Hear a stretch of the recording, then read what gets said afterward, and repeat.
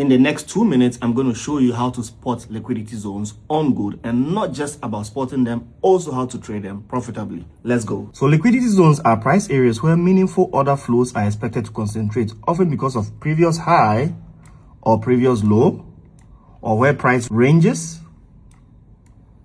or widely watched technical levels like psychological levels.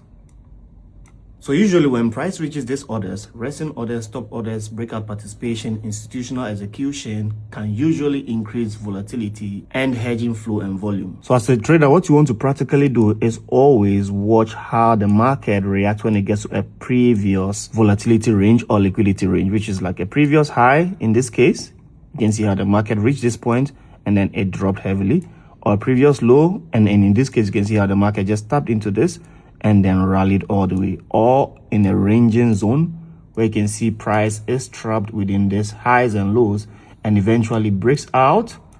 And then what we observe is what? A huge volatility or a drop on the downside. So in simple terms, as a trader, all we are basically saying is that you have to wait for price to get to these sensitive zones before you have intent to trade, which is like, for instance, this previous high, you have the intent to take a sell position right from there.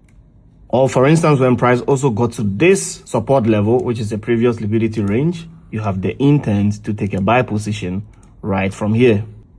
Perhaps when you observed that price was practically ranging between these two zones, all you have to do is to wait for when it was going to break out and the direction it was going to break out from. So in this case, it broke out from the downside, and that's where you take your first anticipation of a trade onto the downside. And finally, when it broke this low here, it can also be a good opportunity for you to find a good trade when price start trading below that zone. So you can clearly see that with this illustration, we have marked key liquidity ranges or key volatility range where price is likely to cause huge movement when it gets to that level. And this is how you trade liquidity ranges in gold. I hope this brief video opens your eyes to see and how to trade liquidity ranges. Follow me and follow Xness, and I'll see you in the next video. Peace.